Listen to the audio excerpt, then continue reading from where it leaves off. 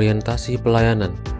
Kami memahami bahwa masyarakat membutuhkan informasi yang jelas terkait data pemilih. Melalui aplikasi Sidali, data pemilih dikelola dan diperbarui secara berkala agar masyarakat yang memenuhi syarat dapat terdaftar sebagai pemilih. Kami juga berupaya memberikan pelayanan yang ramah dan responsif terhadap setiap permintaan informasi. Ketika terdapat permasalahan data pemilih, kami segera melakukan pengecekan dan memberikan solusi. Dengan pelayanan yang cepat, ramah, dan profesional, kami berkomitmen memberikan pelayanan terbaik bagi masyarakat demi mewujudkan pemilu yang berkualitas. Untuk meningkatkan kualitas pelayanan, kami melakukan pencocokan dan penelitian atau coklit terbatas untuk data pemilih di Kabupaten Padang Lawas Utara. Kegiatan ini dilakukan secara berkala agar informasi yang diberikan kepada masyarakat tetap akurat dan terpercaya. Akuntabel. Sebagai aparatur sipil negara, saya menerapkan nilai akuntabel dengan menjaga kedisiplinan dalam bekerja. Dimulai dari datang bekerja tepat waktu dan melakukan absensi sesuai ketentuan. Kedisiplinan merupakan bentuk tanggung jawab dalam melaksanakan tugas sebagai pelayan publik. Saya menggunakan fasilitas kerja di kantor secara efektif untuk mendukung pengelolaan data pemilih dan meningkatkan efisiensi pekerjaan. Dengan penggunaan sarana kerja tepat guna, pekerjaan dapat diselesaikan dengan lebih efektif, serta menjaga aset negara agar terpelihara dengan baik. Setiap akses dan penggunaan sistem informasi data pemilih dilakukan sesuai dengan tugas dan kewenangan yang diberikan. Dengan menjaga integritas dan aturan yang berlaku, keamanan serta kerahasiaan data pemilih dapat terjaga. Nilai dasar selanjutnya akan disampaikan oleh Saudara Muhammad Fatur Rozi. Kompeten adalah salah satu nilai dasar aparatur sipil negara yang menekankan pentingnya kemampuan, pengetahuan, dan keterampilan dalam menjalankan tugas.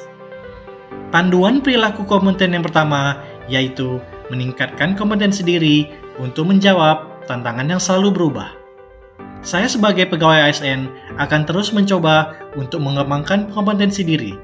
Selain melalui pengalaman selama bekerja secara rutin, saya juga mengikuti berbagai pelatihan-pelatihan berbasis digital yang tersedia pada aplikasi seperti Simple KPU maupun BKNpedia. Panduan perilaku kompeten yang kedua yaitu membantu orang lain belajar. Selain dengan belajar secara mandiri, kita juga dapat meningkatkan kompetensi diri sendiri dengan membantu orang lain belajar. Harmonis bermakna kemampuan untuk membangun hubungan yang selaras, saling menghargai, dan penuh empati. Panduan perilaku harmonis yang pertama yaitu menghargai setiap orang apapun latar belakangnya. Perilaku tersebut menunjukkan sikap terbuka, adil, dan penuh empati dalam berinteraksi dengan rekan kerja dan masyarakat. Panduan perilaku harmonis yang kedua yaitu suka menolong orang lain. Perilaku tersebut menunjukkan kepedulian dan keikhlasan untuk membantu tanpa memandang siapa yang ditolong. Dalam nilai dasar ASN, loyal adalah fondasi yang meneguhkan pengabdian.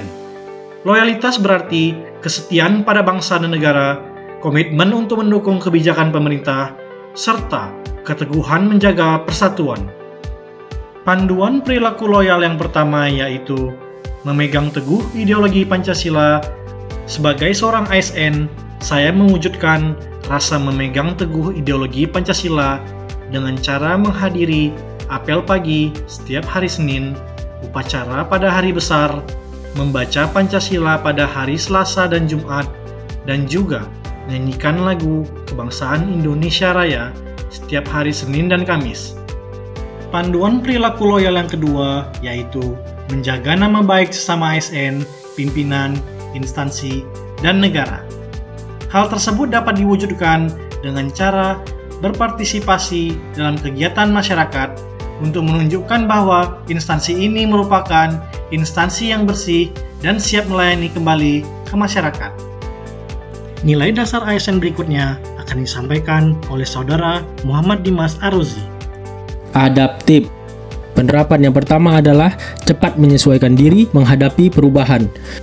Dalam menerapkan standar operasional prosedur yang baru, saya akan mempelajari sesuai ketentuan dan menyesuaikan diri dengan tugas dan pekerjaan saya sebagai wujud aktualisasi adaptif. Penerapan yang kedua adalah terus berinovasi dan mengembangkan kreativitas. Dalam menyebarluaskan produk hukum baru pada lingkungan KPU, saya akan berkreasi dalam bentuk video dan menyebarluaskannya pada media sosial KPU sebagai wujud aktualisasi adaptif. Penerapan yang ketiga adalah bertindak proaktif. Dalam menerapkan regulasi terkait KPU, saya akan langsung mengkaji pasal-pasal penting, membuat ringkasan, dan menyusun SOP sementara sebelum aturan resmi berlaku sebagai wujud aktualisasi adaptif. Kolaboratif. Penerapan yang pertama adalah memberikan kesempatan kepada berbagai pihak untuk berkontribusi.